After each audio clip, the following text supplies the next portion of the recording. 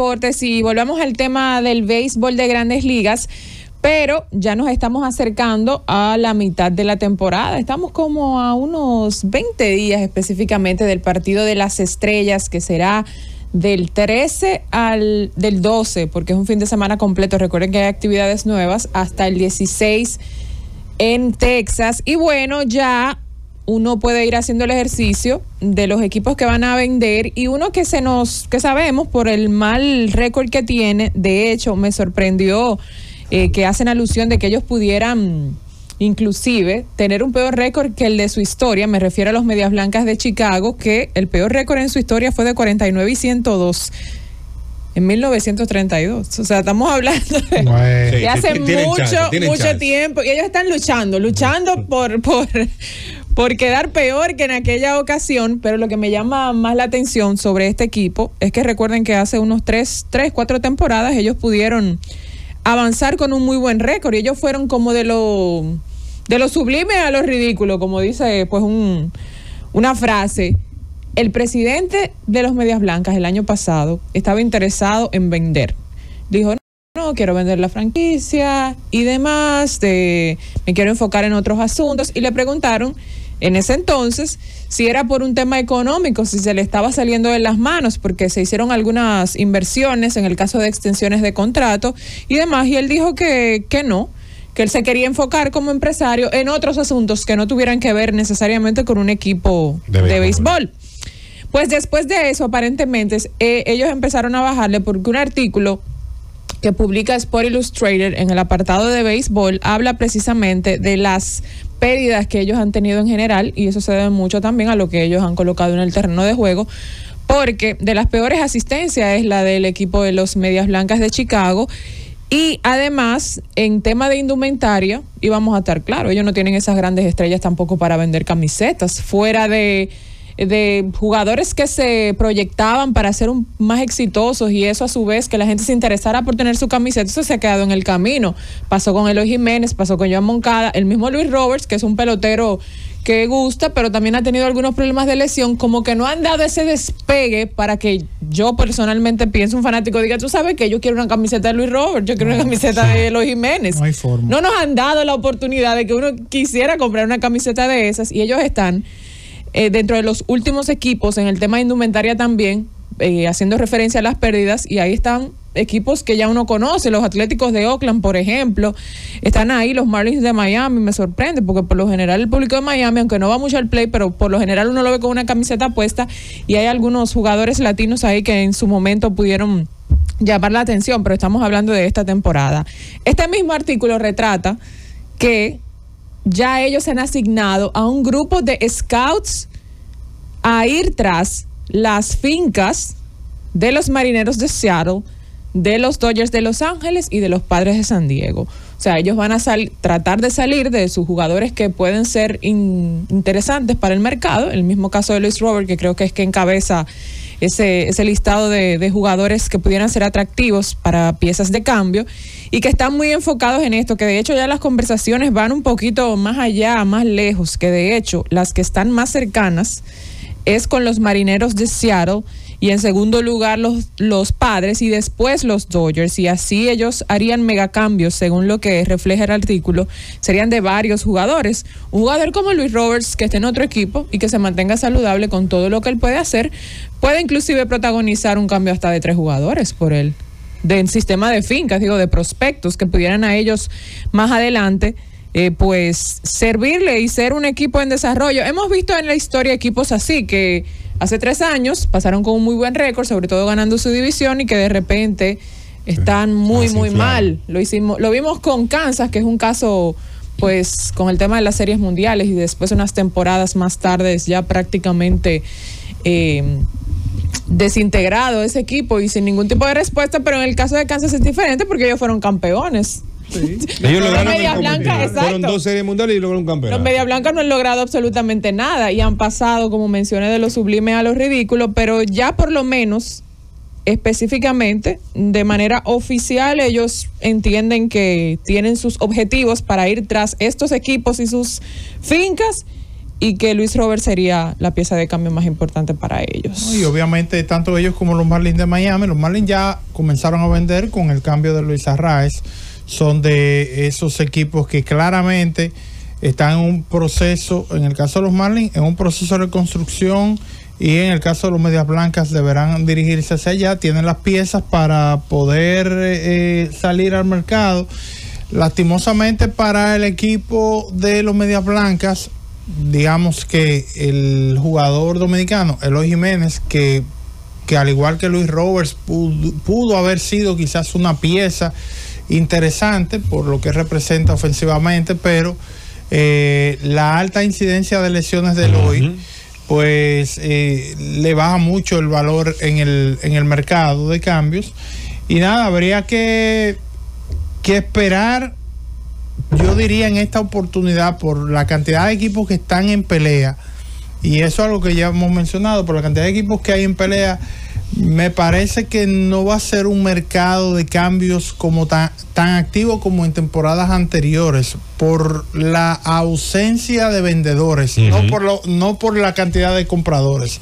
Y eso sí puede beneficiar a los vendedores, porque como no todos los equipos, o podríamos tener una menor cantidad de equipos vendiendo, pues entonces el precio deberá subir para esos jugadores que están disponibles en el mercado. En especial para esos equipos que todo el mundo sabe que siempre se le vende caro por ser esos equipos. El caso de los Yankees, el caso de los Dodgers, todo el mundo, a ellos, quien esté dispuesto a vender piezas, les va a vender caro. Entonces, hay equipos que tradicionalmente uno pensaba, bueno, pero fulano no está compitiendo, va a vender de una vez. Pero particularmente en el caso de la Liga Nacional, donde tú tienes 7, 8 equipos con los Padres peleando todavía cerca del último puesto de wild card, es difícil tú decir, oye, estoy a 2 o 3 juegos, déjame yo vender completamente porque este año no vamos para ningún lado, no es sostenible la operación o lo que sea. Y tienes el caso contrario de equipos que uno pensó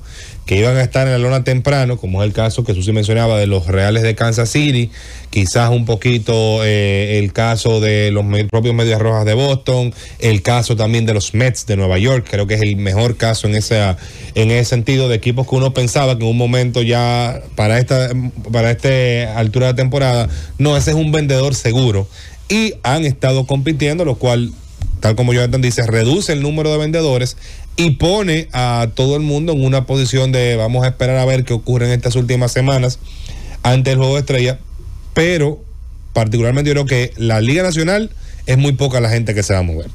Sí, el que, como mencionaba, el que se ve claro vendedor ahí, el conjunto de los Marlins de Miami. Ya Susi mencionaba también uno de los, cuando se refería a Luis Roberts, mencionaba a los Padres de San Diego, y el pasado reciente te indica de que a Jay Preller no se le aprieta el pecho para nada. De hecho, ya adquirió a Luis Arraez.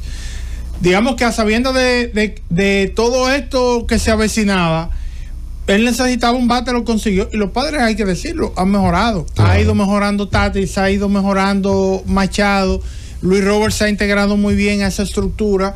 Y bueno, ahí están los Padres hoy con un puesto de comodín. Ya al principio del programa mencionábamos de cómo afecta la ausencia, o podría afectar la ausencia de Tatis, sobre todo con esa gran competencia buscando un puesto clasificatorio, y Tatis, que ha surgido junto a Profar como una de esas piezas principales para que el equipo de los Padres de San Diego se mantengan ahí en una muy buena posición. Tú sabes que el día pasado yo mencionaba el tema de la salida de calidad de la semana pasada, y cómo eso ha ido, digamos, evolucionando de alguna manera. Entonces me puse a pensar, a propósito de todo esto de las lesiones, que al principio de la temporada era el tema principal, y llegó un momento que el conteo de picheos para nosotros, los amantes del béisbol, era fundamental. O sea, y lo asumimos.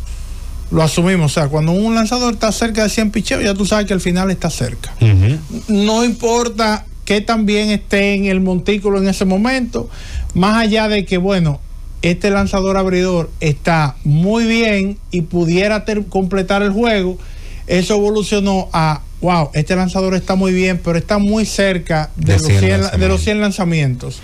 Y eso, con la medida que ha pasado, en la medida que ha ido pasando el tiempo y la cantidad de información que hay, pues ese número también ha ido reduciendo. Sí. Y a mí, ese es el gusanito que tenía, y dije, pues, déjame ver cómo ha ido evolucionando pues este tema. Bueno, los 100 lanzamientos, yo me tomé las últimas 35 temporadas, incluyendo la pandemia, incluyendo la huelga del 94, en fin, todas esas temporadas, y busqué cuál es el porcentaje de partidos donde los lanzadores han tirado 100 o más lanzamientos. Pensaba que justamente en 1990, que es donde inicia el año del conteo, me iba a encontrar con el porcentaje más elevado de partidos donde los lanzadores abridores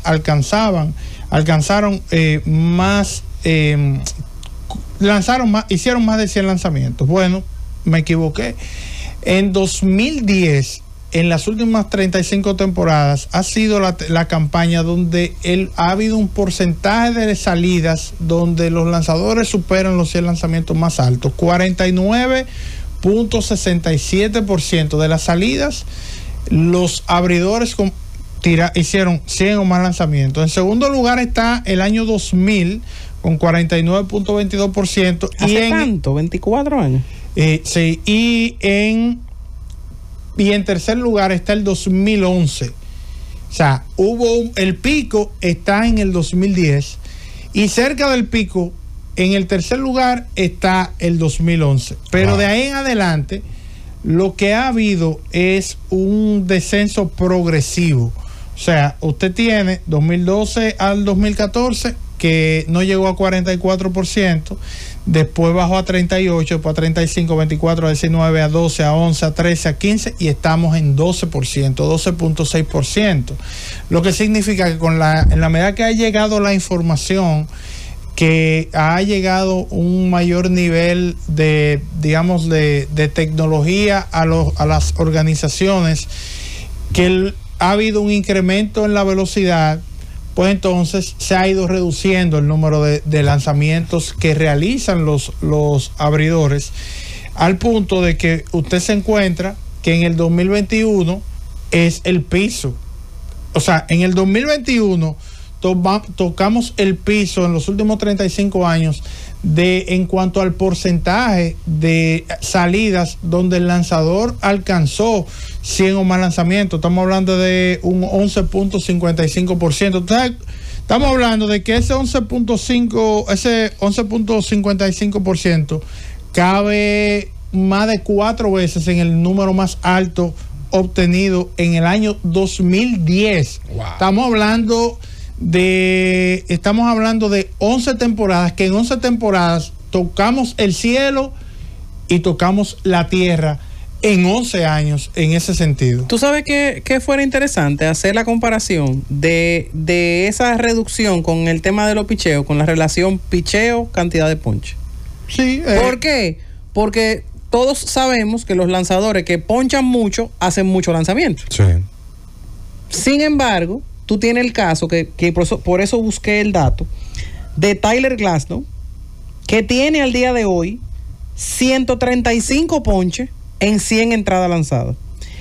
Y cuando tú buscas la estadística de los partidos juego a juego de Glasnow, él ha hecho 100 lanzamientos en 1, 2, 3 juegos. Sí. De hecho, el lanzador abridor con más salidas de 100 o más lanzamientos este año es Hunter Green del equipo de Cincinnati.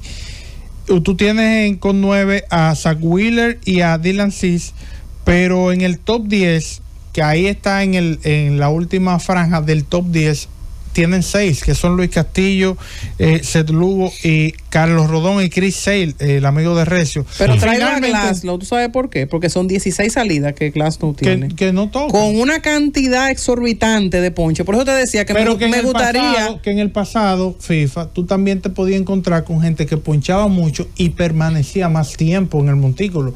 Porque no solamente es cuidando el brazo, también se da cuidando el resultado. Claro. Porque ya está evidenciado que cuando un abridor vea una alineación por tercera vez, los resultados son desfavorables para el lanzador. Entonces, resuelve lo que tú vas a resolver en 5 o 6 entradas, que cuando el line-up vayan a dar la tercera vuelta, ya van a dar un par de batazos. Ya tu tiempo estará contado y ya tendrás una mayor cantidad de lanzamientos. Finalmente, en el año 1990 hubo 171 salidas, que no es el pico en el rango que tomé, de 130 o más lanzamientos. Para que ustedes tengan una idea, desde el 2016 hemos tenido 4 salidas de ese tipo. En la temporada 1994, el 12.88%, un total de 412 salidas, superaron los 120 lanzamientos. El año pasado, la temporada pasada, hubo 4 de ese tipo. Y estamos hablando de una temporada completa versus una temporada de 4.860 partidos. El año pasado hubo 4 salidas de más de 120 lanzamientos. En el 94, por la huelga, se jugaron 3.200 juegos, o más bien, hubo 3.200 salidas. A ese nivel se ha reducido el tema del conteo de lanzamiento.